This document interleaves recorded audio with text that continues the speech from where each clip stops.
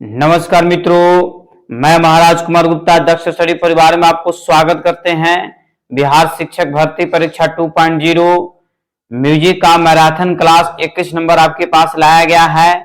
यदि आप इस चैनल पर पहली बार विजिट कर रहे हैं तो चैनल को बच्चों सब्सक्राइब अवश्य कर लें, क्योंकि यह म्यूजिक का पहला ऐसा क्लास है जो कम समय में अधिक से अधिक प्रश्नों का क्वेश्चन आंसर करवा दिया जाता है।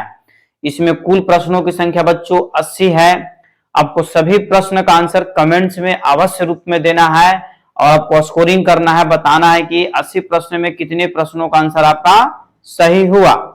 सभी प्रश्न एग्जाम के मद्देनजर रखते हुए सिलेक्ट किए गए हैं, अतः सभी प्रश्नों का बारीकी से ध्यान दीजिए। और यदि आप पीडीएफ चाहते हैं या नोट्स कॉपी चाहते हैं तो दिए हुए क्यूआर कोड पर आप मिनिमम 300 रुपया पेड कर करके संपूर्ण नोट्स तथा पीडीएफ विद आंसर प्राप्त कर सकते हैं, जो आपके एग्जाम के लिए बहुत ही महत्वपूर्ण है।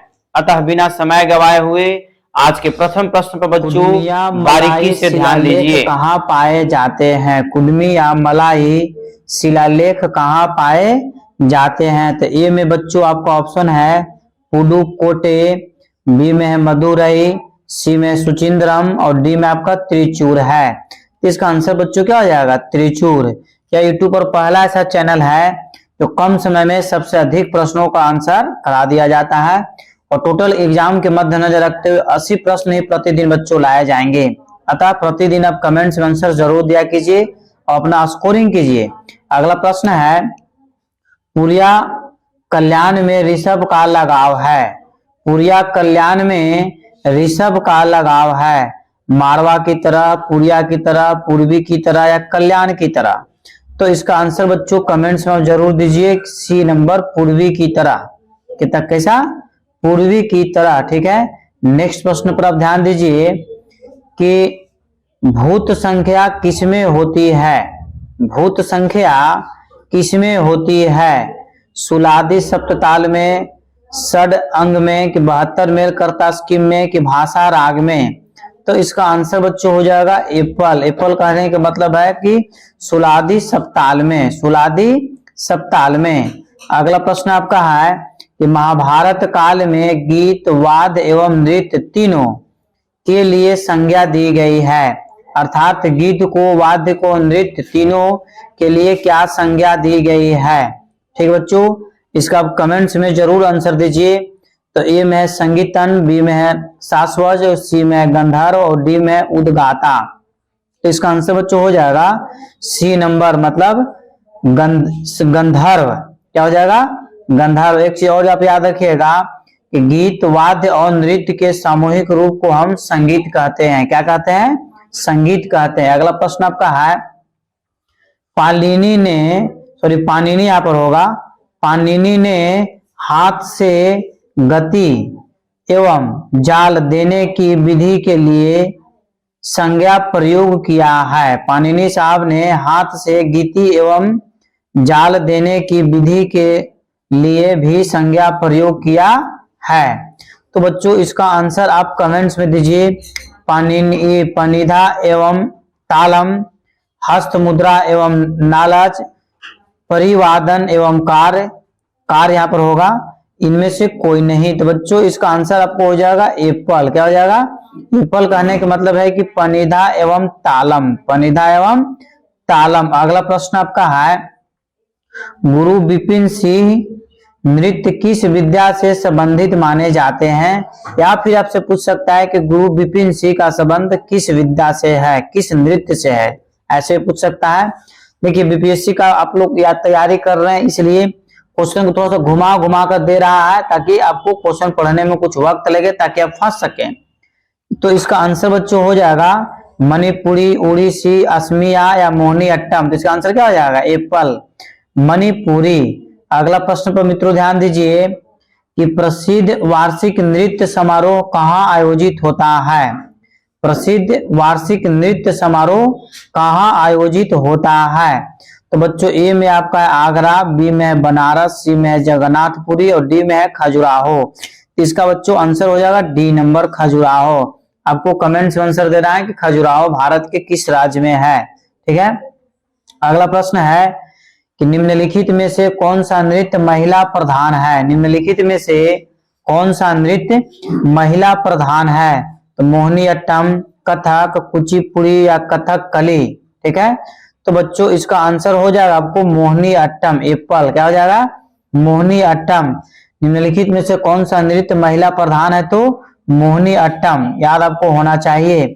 ठीक है, एक चीज और आवश्यक सूचना है कि आप सभी प्रश्न का आंसर कमेंट्स में जरूर दिया कीजिए, आपका स्कोरिंग पता चलेगा। ठीक है, क्योंकि आप तैयारी न कर करके आप स्कोरिंग करने की कोशिश कीजिए, इससे फायदा आपको 100% एग्जाम में मिलेगा। ध्यान दीजिएगा, नृत्यगत एवं अभिनय किसके अंग है। नृत्यगत एवं अभिनय किसके अंग है। नृत्य के, कि कथक के, कि भारतनाट्यम का, कि कुचिपुड़ी का। बच्चों इसका आंसर हो जाएगा कथक का। क्या हो जाएगा, कथक। मतलब नृत्यगत एवं अभिनय किसके अंग है, तो कथक का अंग है। किसके बच्चों अंग है, कथक का। B number. कमेंट्स में आप आंसर जरूर दिया कीजिए। कथक नृत्य की प्रस्तुति में सर्वप्रथम क्या प्रस्तुत किया जाता है। कथक नृत्य की प्रस्तुति में सर्वप्रथम क्या प्रस्तुत किया जाता है। तो मंगल आचरण, आमद, परन या तत्कार। तो बच्चों इसका आंसर बताइए क्या होगा। तो इसका आंसर आपको हो जाएगा मंगल आचरण। एप्पल क्या हो जाएगा, मंगल आचरण। अगला प्रश्न मित्रों, शंकरभरणम चित्त के संगीत निर्देशक कौन है। शंकरभरणम चित्त के संगीत निर्देशक कौन है, बताइए बच्चों इसका आंसर क्या होगा।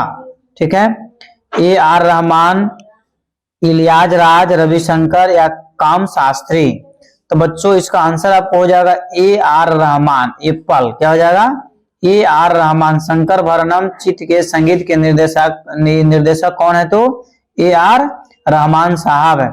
अगला प्रश्न आपका है कि द्वादश स्वर मूर्छनावाद का उल्लेख निम्नलिखित में से किस विद्वान ने किया है।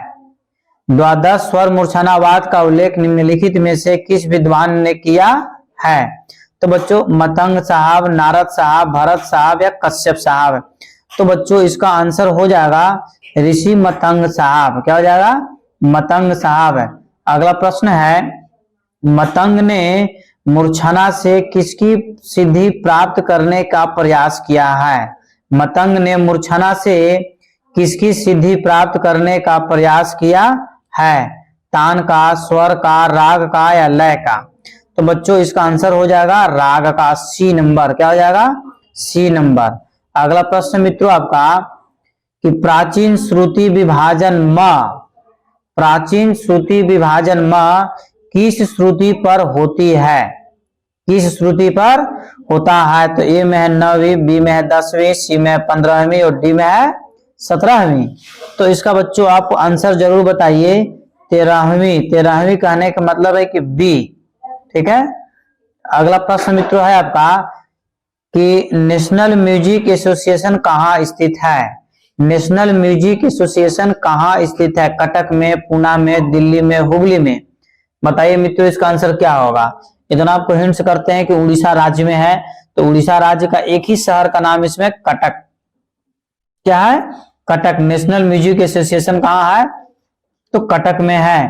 प्रत्येक प्रश्न का बच्चों आप कमेंट्स में आंसर दीजिए और सुनिश्चित कीजिए कि आपका कितना आंसर सही हो रहा है। ये भी आप कमेंट से बताइए कि सर हम 50 क्वेश्चन में, 80 क्वेश्चन में मेरा 20 को सही हुआ, 50 सही हुआ, 70 सही हुआ। इस प्रकार अगला प्रश्न आपका है कि सरस्वती संगीत विद्यालय कहाँ पर स्थित है। बहुत ही महत्वपूर्ण क्वेश्चन आपका है। सरस्वती संगीत विद्यालय कहाँ पर स्थित है। तो इसका ए में बच्चों आपका बेंगलुरु, बी में है पटना, सी में है कटक और डी में है हुगली। तो बच्चों इसका आंसर हो जाएगा एप्पल। एप्पल कहने का मतलब है कि बेंगलुरु। क्या हो जाएगा, बेंगलुरु। सरस्वती संगीत विद्यालय कहाँ है, तो बेंगलुरु में है। अगला प्रश्न मित्रों, उत्कल संगीत समाज कहाँ पर स्थित है। उत्कल संगीत समाज कहाँ पर स्थित है। कटक में, मद्रास में, बेंगलुरु में या हुगली में। इसका सबसे ज्यादा लड़कों लोग यदि आंसर टिक आउट करेगा, ध्यान दीजिएगा, तो आपको उत्कल उड़ीसा मार देगा, कटक मारेगा, जो कि कटक इसका सही नहीं आंसर है। उत्कल संगीत समाज कहाँ पर स्थित है, तो बेंगलुरु में स्थित है। सोसाइटी एक प्रकार का, नृत्य नहीं है। उत्कल नृत्य पूछ देगा तो आपको कटक टिक और कर सकते हैं पतू। यहाँ पे लिखो उत्कल संगीत समाज कहाँ पर स्थित है, तो बेंगलुरु में स्थित है। कहाँ स्थित है, बेंगलुरु। आपके एग्जाम के लिए बहुत ज्यादा महत्वपूर्ण प्रश्न बच्चों ही है। महाराज बिंदादीन निम्नलिखित में से किस विद्या के लिए प्रसिद्ध हैं? महाराज बिंदादीन निम्नलिखित में से किस विद्या के लिए प्रसिद्ध हैं? ख्याल के लिए, कि ठुमरी के लिए, कि टप्पा के लिए, कि ध्रुपद के लिए? बताइए बच्चों क्या आंसर होगा। ठीक है, तो इसका आंसर हो जाएगा बच्चों आपको ठुमरी के लिए। किसके लिए हो जाएगा, ठुमरी के लिए हो जाएगा। मियां शौरी के पिता का नाम क्या था? बहुत ही महत्वपूर्ण प्रश्न आपका, इसके पहले वीडियो में बता चुके हैं कि मियां शौरी के पिता का नाम क्या था। तो अब्दुल खां, मुबारक खां, गुलाम रसूल या जहांगीर खां? तो बच्चों इसका आंसर आप कमेंट्स में जरूर बताइए। इसका आंसर हो जाएगा गुलाम रसूल खां, सी नंबर। मियां शौरी के पिता कौन थे, तो गुलाम रसूल खां। टप्पा गायकी का आविष्कार कौन किए थे, तो मियां शौरी ही किए थे।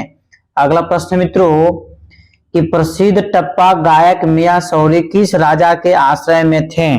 ठीक है, बहुत ही महत्वपूर्ण प्रश्न आपका है कि प्रसिद्ध टप्पा गायक मियां शौरी किस राजा के दरबार में या आश्रय में रहते थे? अकबर, आसिफउद्दौला, शाहजहां या मानसी तोमर?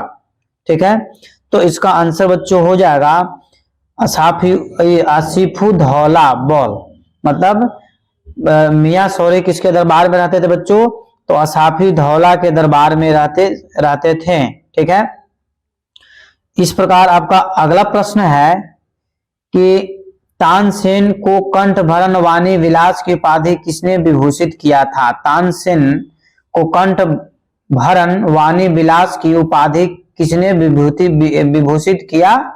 तो अकबर साहब, मानसी तोमर, नायक बख्शू या अमीर खुसरो?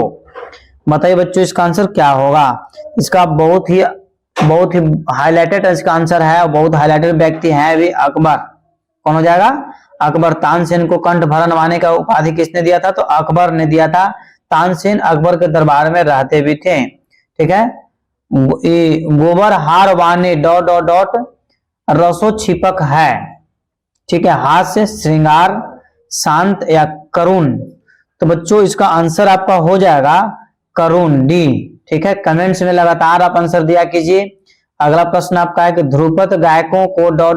की संज्ञा दी जाती है? ध्रुपद गायकों को मैंने कौन सी संज्ञा दी जाती है? कलावंत, ध्रुपद गायक, वाग्यकार या अधम? तो बच्चों इसका आंसर आपको हो जाएगा कलावंत की उपाधि। मतलब ध्रुपद गायक को, जितने भी ध्रुपद गायक होते हैं उनको कलावंत की संज्ञा से संबोधित किया जाता है।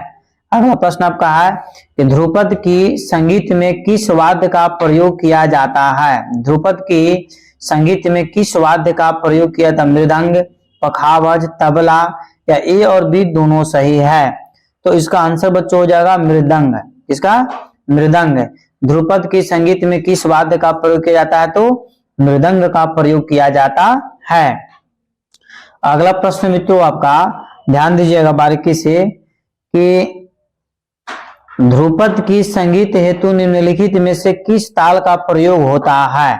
ठीक है, ध्रुपद की संगीत हेतु निम्नलिखित में से किस ताल का प्रयोग होता है? एक ताल, तीन ताल, चार ताल या झप ताल? तो इसका आंसर बच्चों क्या हो जाएगा? एक ताल, एप्पल। अगला प्रश्न आपका है कि गुरु बिपिन सिंह नृत्य की किस विद्या से संबंधित माने जाते हैं? गुरु बिपिन सिंह नृत्य की किस विद्या से संबंधित माने जाते हैं? ये आपका रिपीट क्वेश्चन है, दोबारा है, इसीलिए इसका डायरेक्ट बच्चों आप कमेंट्स में आंसर दीजिए। एप्पल मतलब मणिपुरी। गुरु बिपिन सिंह कौन से नृत्य से संबंधित हैं? तो मणिपुरी से। अगला प्रश्न आपका है कि संकीर्ण जाति झंप ताल में कितने अक्षर होते हैं? बहुत ही महत्वपूर्ण प्रश्न आपका है कि संकीर्ण जाति झंप ताल में कितने अक्षर होते हैं? 12, 14, 13, 19? बच्चों इसका आंसर आप कमेंट्स में दिया कीजिए। पूरी 1 दर्जन मतलब 12। क्या हो जाएगा? 12।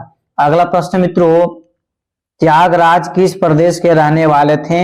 या फिर त्यागराज जैसे किस राज्य से संबंध रखते थे? मैसूर से, आंध्र प्रदेश, महाराष्ट्र, केरला?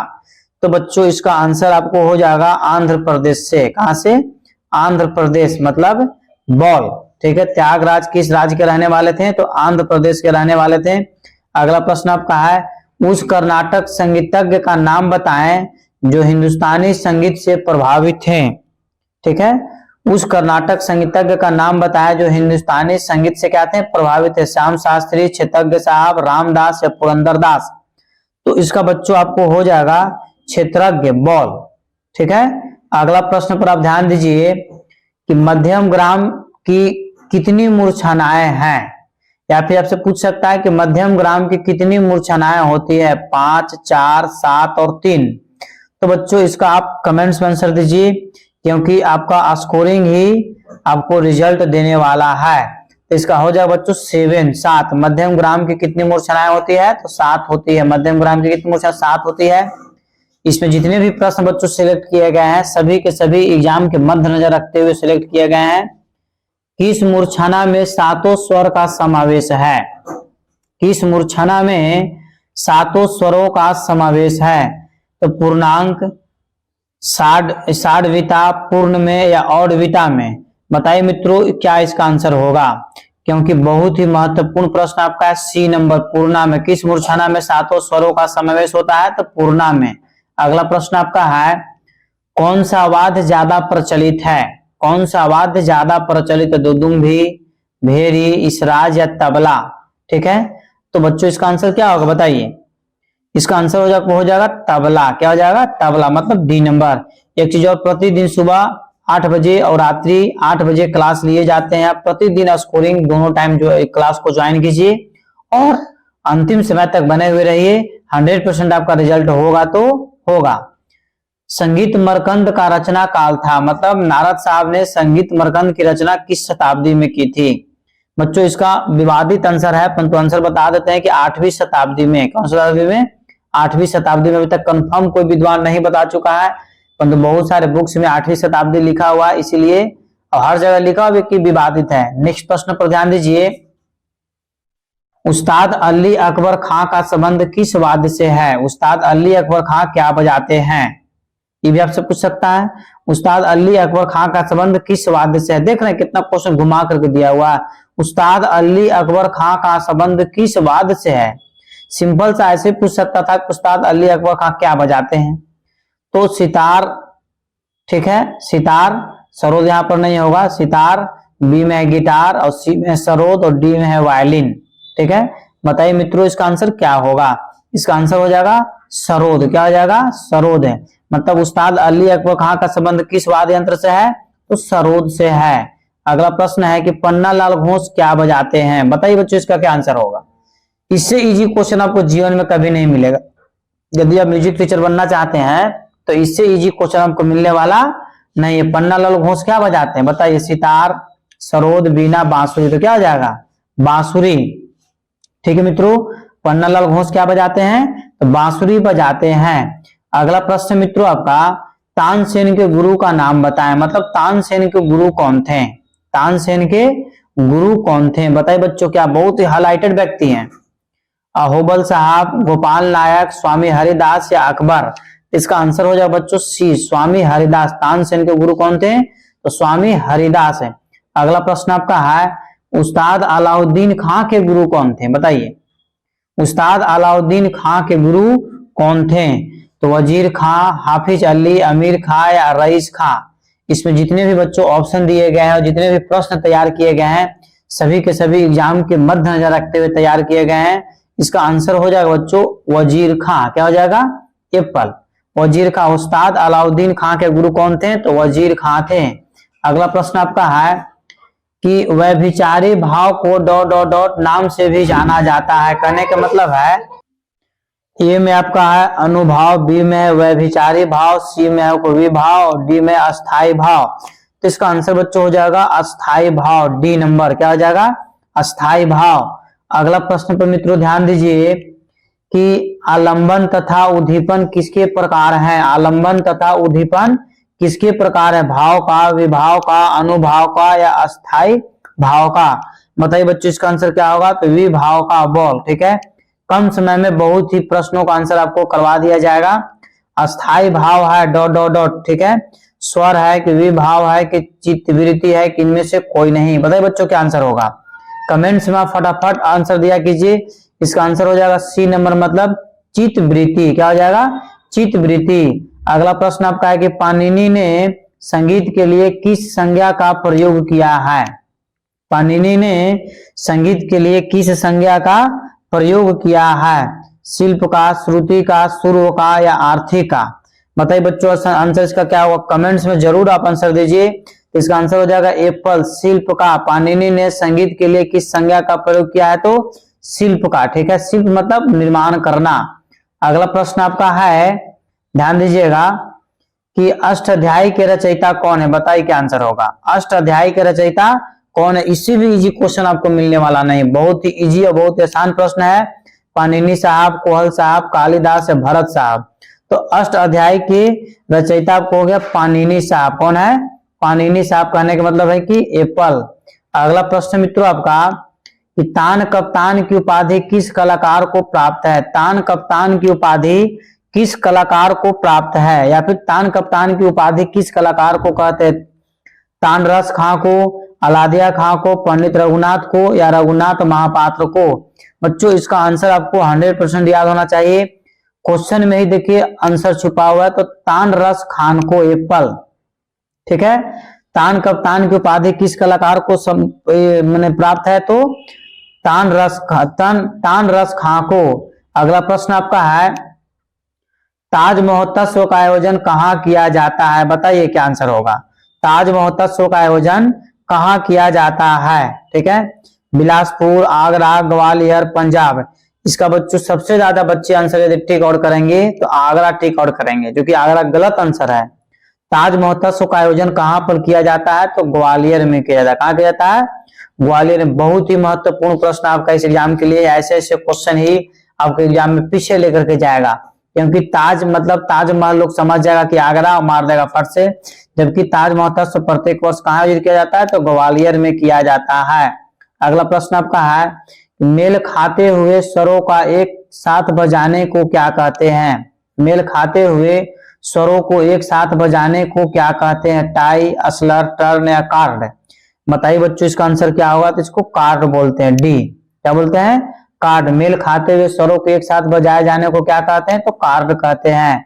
अगला प्रश्न आपका है कि पाश्चात्य संगीत में इनमें से किसकी प्रधानता है? पाश्चात्य संगीत में इनमें से किसकी प्रधानता है? हारमोनी का, राग यहाँ पर नहीं होगा, हारमोनी का, मेलोडी का, राग का या गीत का? तो बच्चों इसका कमेंट्स में आप आंसर दीजिए। इसका हो जाएगा आंसर एप्पल, मतलब हारमोनी का। क्या हो जाएगा?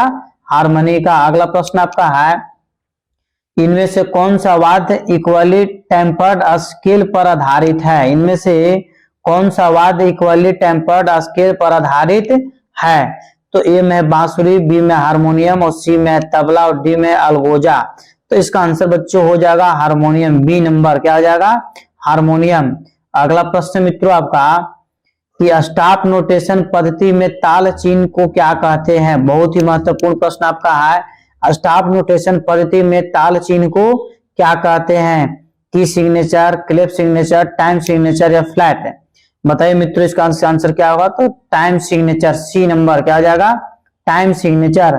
अगला प्रश्न पर आप ध्यान दीजिएगा कि बनारस घराने में फर्द गद की शुरुआत की थी किसने? बनारस घराने में फर्द गद की शुरुआत किसने की थी? तो बिरजू महाराज, जानकी महाराज, बैजू महाराज या गुदई महाराज? बताइए बच्चों इसका आंसर क्या होगा? ठीक है, तो 50 नंबर का आंसर आपको हो जाएगा बैजू महाराज, सी नंबर। बनारस घराने में फर्द गद की शुरुआत किसने किया था? तो बैजू महाराज ने। अगला प्रश्न आपका है कि फर्रुखाबाद घराने के संस्थापक हैं? फर्रुखाबाद घराने के संस्थापक हैं तो या इसको हाजी रहमत अली, हाजी रहमान अली, हाजी सुजान अली और डी में है हाजी विलायत अली? तो इसका आंसर बच्चों क्या होगा? बताइए। डी नंबर ही होगा, हाजी विलायत अली। फर्रुखाबाद घराने के संस्थापक कौन है? तो हाजी विलायत अली, हाजी विलायत अली। अगला क्वेश्चन है कि महर्षि मतंग ने विदेशी में गीतियों की संख्या कितनी बताई है? ठीक है, या फिर इससे एक और प्रश्न निकल रहा है कि विदेशी के लेखक कौन है? तो मतंग ऋषि। कौन है? मतंग ऋषि। परंतु आपका प्रश्न यहाँ पर है महर्षि मतंग ने विदेशी में गीतियों की संख्या कितनी बताई है? 4, 3, 7, 5? बताइए बच्चों इसका आंसर क्या होगा? इसका आंसर कितना हो जाएगा 7। महर्षि मतंग ने बृहदेशी में कितनी गीतियों का वर्णन किया है, तो 7 गीतियों का। अगला प्रश्न है आपका, सारंगदेव ने कितने प्रकार की गीतियों का उल्लेख किया है। सारंगदेव ने कितने प्रकार की गीतियों का उल्लेख किया है, तो 3, 5, 7, 9। 3, 5, 7, 9। तो इसका आंसर बच्चों हो जाएगा, सारंगदेव ने 3 गीतियों का उल्लेख किया है, जबकि मतंग साहब ने 7 गीतियों का देखिए उल्लेख किए हैं, और सारंगदेव ने 3 गीतियों का उल्लेख किया है। अगला प्रश्न है बच्चों, ध्यान दीजिएगा कि गोंड, ठीक है, गोंड नहीं सॉरी गीड होगा यहाँ पर, गीड, यहाँ लिख दे रहे गीड, गोंड नहीं होगा, गीड। गीड या डांडिया नृत्य किस प्रदेश का है। गीड या डांडिया नृत्य किस प्रदेश का है, तो बच्चों ऑप्शन के अनुसार आपको बंगाल, उत्तर प्रदेश, नागालैंड और महाराष्ट्र। ऐसे डांडिया मुख्य रूप से गुजरात का है, परंतु बगल में महाराष्ट्र भी है, इसलिए क्या आंसर हो जाएगा, ऑप्शन के अनुसार महाराष्ट्र आपको टिक आउट करना है। यदि गुजरात ऑप्शन में रहेगा तो गुजरात आप टिक आउट कर सकते हैं। गीड या डांडिया नृत्य किस प्रदेश का है, तो महाराष्ट्र का है। अगला प्रश्न मित्रों आपका, बाउल गौत किससे संबंधित है।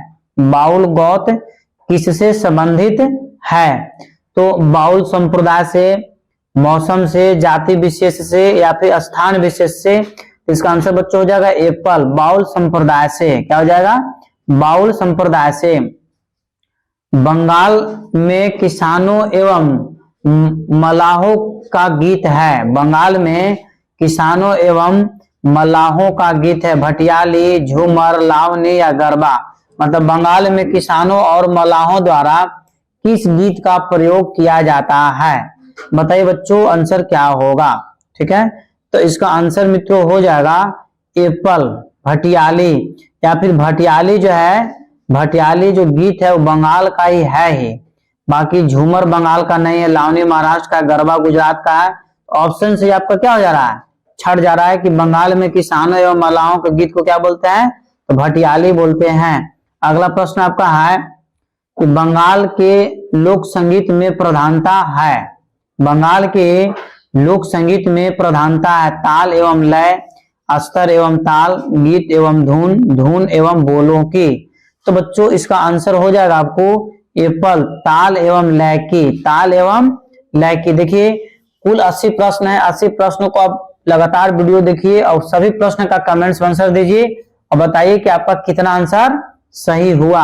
अगला प्रश्न है आपका कि मालाबार का नौका गीत कौन सा है। मालाबार का नौका गीत कौन सा है, कट्टू, बच्चीपट, किरीकट्टी या उडकू।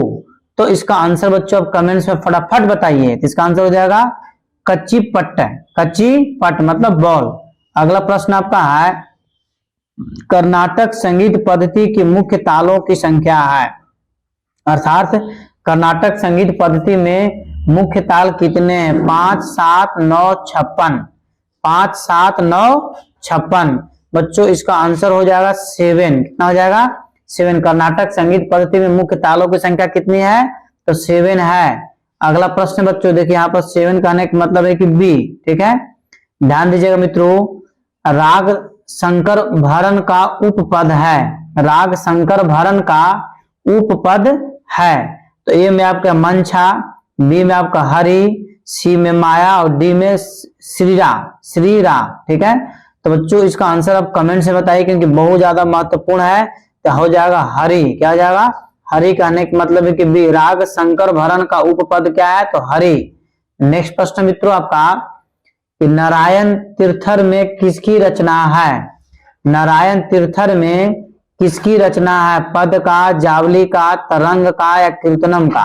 ठीक है, तो इसका आंसर हो जाएगा बच्चों आपका बॉल मतलब जावली का। नारायण तीर्थर में किसकी रचना है, तो जावली का। अगला प्रश्न आपका है कीर्तन पद्धति से किस अवधि में कुर्ती पूर्वतः विकसित हुई, पुरंदरदास, त्रिमूर्ति, क्षेत्रज्ञ या मतंग साहब। तो बच्चों इसका आंसर आपको कमेंट्स में बताना है त्रिमूर्ति बॉल। आपको बताना है कि त्रिमूर्ति किन व्यक्तियों को बोला जाता है।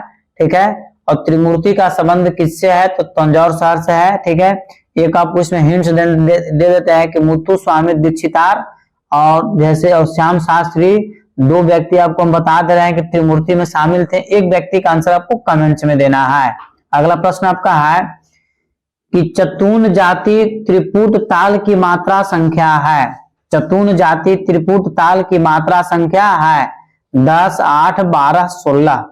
बताइए मित्रों क्या इसका आंसर होगा। ठीक है, तो इसका आंसर बच्चों हो जाएगा आपको 8। कितना हो जाएगा?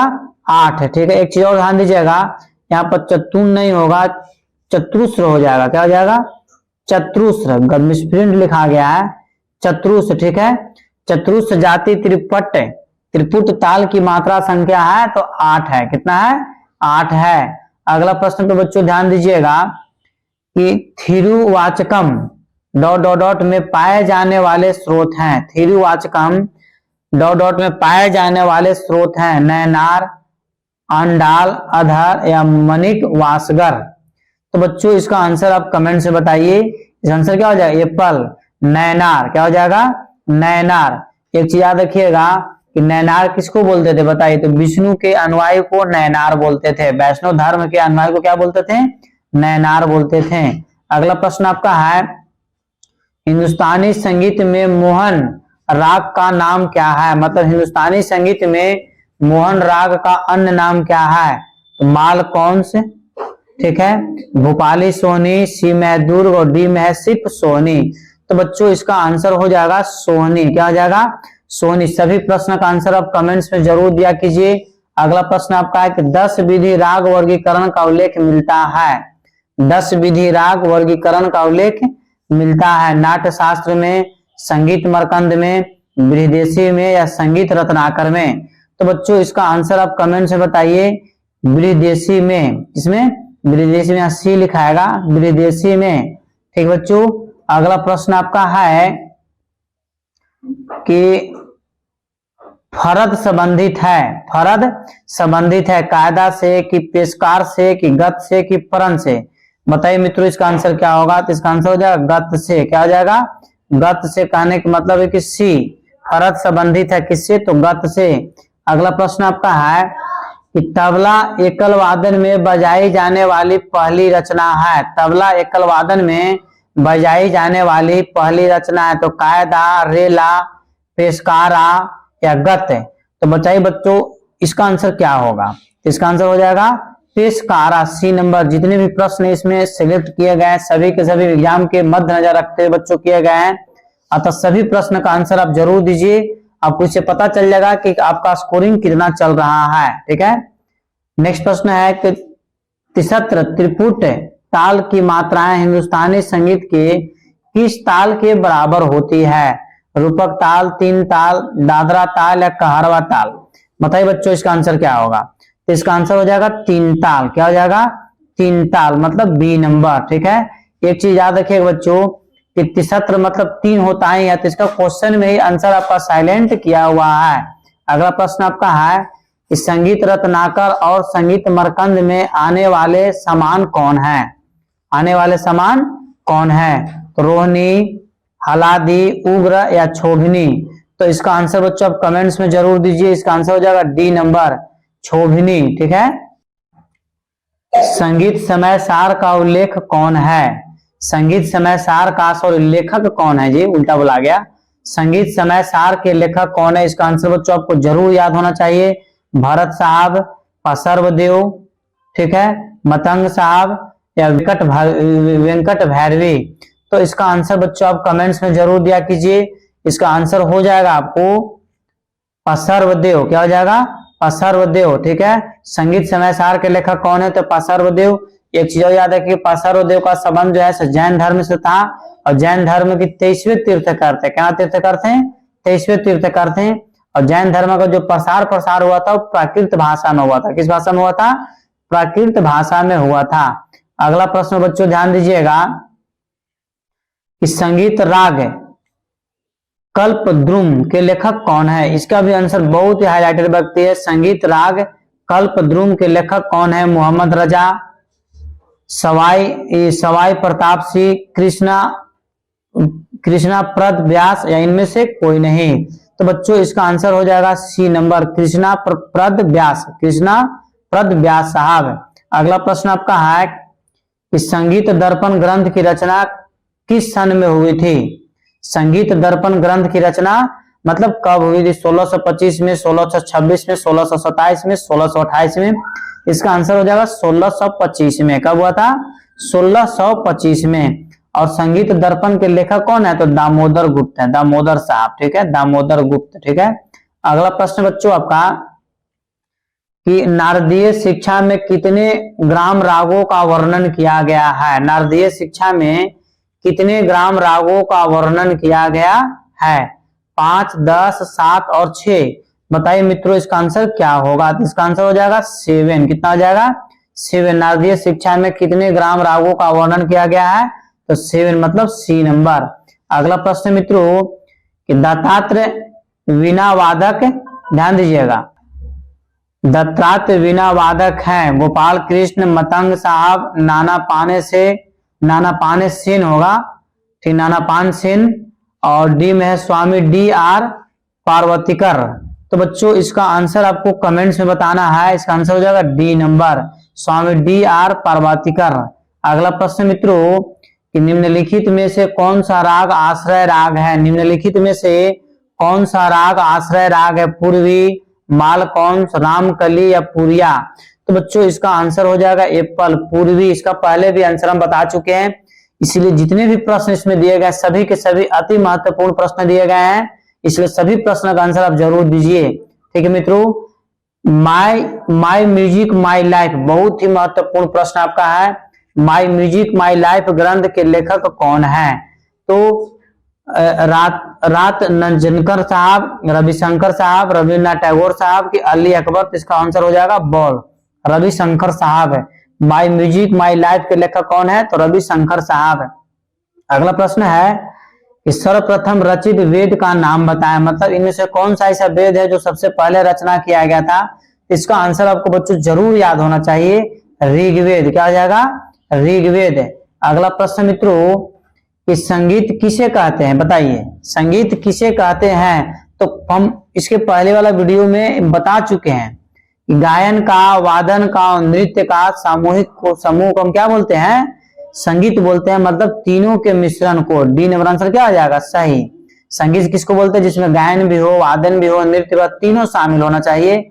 अगला प्रश्न मित्रों ध्यान दीजिएगा कि ऋग्वेद में मृदंग, बीना, वंशी, डमरू आदि वाद्य यंत्र का उल्लेख मिलता है, ठीक है। ऋग्वेद में मृदंग, वीणा, बंसी, डमरू आदि का वाद्य यंत्रों का उल्लेख मिलता है। तो गलत है कि शायद या सही या आंशिक रूप है। आंशिक रूप कहने का मतलब है कि मैंने न के बराबर मिलता हो, कम कम मिलता हो, ठीक है। डी नंबर इसका आंसर क्या बच्चों? सही है। अगला प्रश्न आपका लास्ट प्रश्न आज का है 80 नंबर कि सामगान में कितने स्वरों का प्रयोग होता है? सामगान में कितने स्वरों का प्रयोग होता है? 3, 4, 7 और 5। तो इसका आंसर बच्चों क्या हो जाएगा? एप्पल, 3, ठीक है। इस प्रकार 80 क्वेश्चन का क्लास यहाँ पर समाप्त किया गया। यदि आप चैनल पर पहली बार बच्चों विजिट कर रहे हैं तो चैनल को सब्सक्राइब जरूर कर लें। और प्रतिदिन बच्चों 80 प्रश्न लेकर के आपके पास सुबह 8 बजे लेकर के आया जाएगा और शाम 8 बजे भी 80 प्रश्न लेकर के आया जाएगा। अब दोनों समय टेस्ट अवश्य दीजिए, इस सबको यह पता चल जाएगा कि आपके कितने क्वेश्चन का आंसर सही हो रहा है और यही स्कोरिंग आपको एग्जाम में काम आएगा। और यदि आप पीडीएफ यदि चाहते हैं तो आप इस नंबर पर आप हमसे कांटेक्ट करें, ठीक है। आपको तत्काल नोट से तैयार दे दिया जाएगा 95-240, ठीक है। ध्यान दीजिएगा 741-95-240 पर आप कांटेक्ट करिए। आपको डायरेक्ट में पीडीएफ और नोट्स दोनों बच्चों दे दिया जाएगा, ठीक है। तब तक के लिए क्लास समाप्त किया जा रहा है। जय हिंद, जय भारत। एक बार प्रेम से बोलिए भारत माता की जय।